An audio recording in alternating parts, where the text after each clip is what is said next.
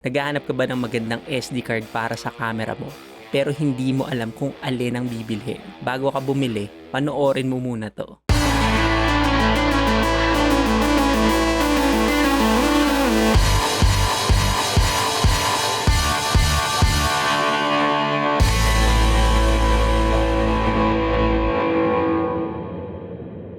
What is up guys? Hate here and welcome to another short video. Ngayon magbibigay lang ako ng maiksing tip kapag bibili kayo ng SD card ngayong 2023. Ngayon meron tayo dito mga sample SD cards. Ito yung mga SD cards na ginagamit ko, at least yung iba naman hindi na. Kasi sila yung mga dati kong gamit noon, and dahil malaki na yung capacity na hinihingi sa akin ngayon sa mga videos dito sa content natin at sa mga photos, kaya nag-upgrade na ako at bumili na ako ng mga medyo malalaki ng konti, mga at least 64 gig or 128 gig na SD card. Sa mga SD card na makikita nyo ngayon sa market, very common yung mga class 10 SD card, kaya somehow hindi ka na mamamali kahit ano pa yung bilhin mo.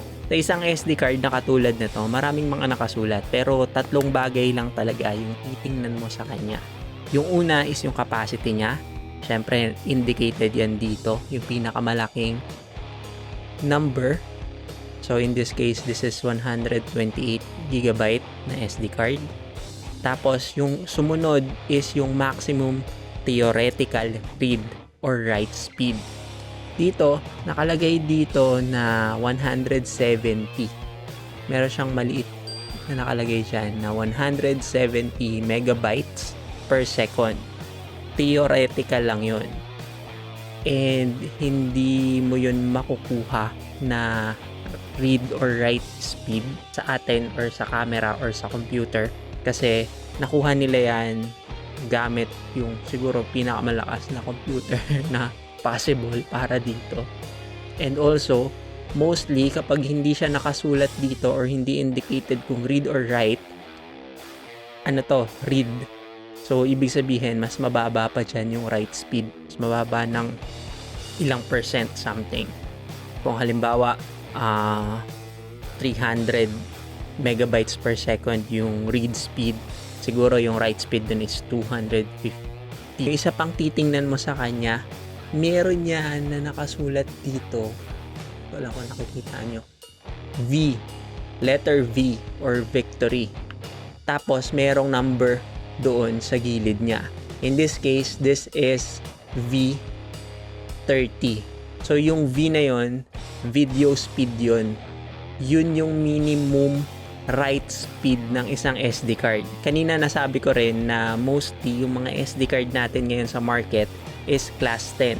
Kasi noon, mga some 10 years, 5 years ago, ang recommended SD card is class 10. Ang ibig sabihin ng class 10 na yon is yung minimum write speed niya or yung pinakamabagal na transfer rate transfer rate ng isang SD card is 10 megabytes. Ito, since this is V30 or pwede na rin natin siyang tawagin na class 30 SD card, so 30 megabytes yung kaya niya. Meron pang mga mas matataas dito. And this 30, okay na to. Okay na to kung bibili kayo. V30. Kagaya na to, 64 GB lang siya. Meron daw siyang 200 MB theoretical na transfer rate or maximum transfer rate. Tapos, ang minimum niya is 30 megabyte. Tapos, ayan, meron din niyang maliit na 10 dyan. Palagay, sabi niya, class 10.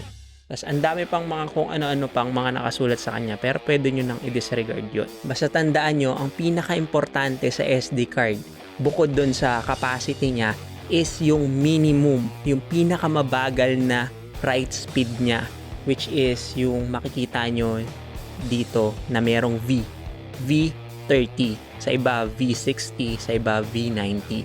Yung video speed class na 90, medyo mahal na yun, yung mga ganong klaseng SD card. Siguro yung mga 128 gig nung ganong klaseng SD card, mga nasa 5,000, 6,000 na. Noon, ang advice lang na maririnig nyo is bilhin nyo yung class 10 na SD card. Ibig sabihin nga nun is 10 megabytes yung minimum transfer rate niya. Noon okay lang yun, pero ngayon dahil tumaas na din yung technology ng mga cameras pagdating sa file size, pati sa fast burst shooting, at isama mo na din dun yung high resolution video capabilities, syempre tumaas na rin yung requirements para sa mga SD card na kailangan. Hindi na talaga sapat yung 10 Mbps lang na meron yung mga class 10. Kung nakaka-experience kayo ng naglalag o kung minsan parang biglang nag-hang yung camera mo habang kumukuha ka ng picture or video, o kung minsan parang mabagal lang yung camera mo kada click mo or pagka nakaset ng RAW, baka SD card yung problema mo. Again, sa SD card, meron pa kayong iba-ibang makikita dyan na nakasulat. Pero pwede nyo nang i-disregard yun. Kagaya nung HC, UHS, UHS2, yung mga ganon. Tandaan nyo lang yung tatlo. Capacity ng SD card, yung maximum transfer rate. Siyempre, kailangan mas mataas yun. Mas maganda, mas mataas talaga yung SD card. Yung capacity niya. Tapos mataas din yung number ng maximum read and write speed ng isang SD card. Tapos syempre yung V or yung V30, V60 or V90, yung video write speed ng or yung minimum video write speed ng isang SD card. Yun talaga yung pinaka-importante, and yun din yung nagpapamahal sa isang SD card. Tandaan nyo lang yun, and you cannot go wrong kahit ano pang SD card yung bilhin nyo. Itong mga gamit ko, mga SanDisk lang to kasi ito yung available sa akin. Pero pwede naman kayong bumili nung ibang mga SD card like Toshiba, ano pa ba, Lexar, Samsung, kung ano-ano pa. Usually lang ang ginagamit ng mga photographers or madalas nyong makikita rin sa market is yung SanDisk and Lexar.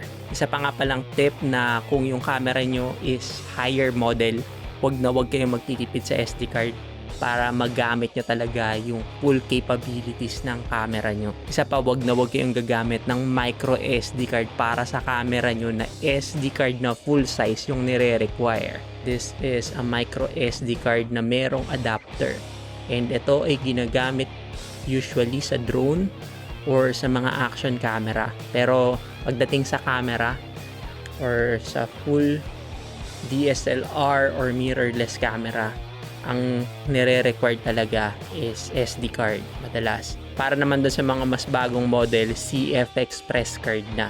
And mas mahal yun ng di hama kumpara sa SD card, and mas mabilis din yung transfer rate ng mga ganong klaseng card.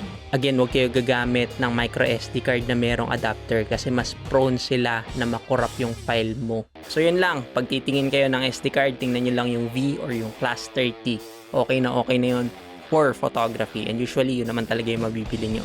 Pero kung nagbi-video din pala kayo at may budget naman kayo, V60 or V90, though medyo pricey lang siya, lalo na yung V90 kasi pang 8K video resolution na yun.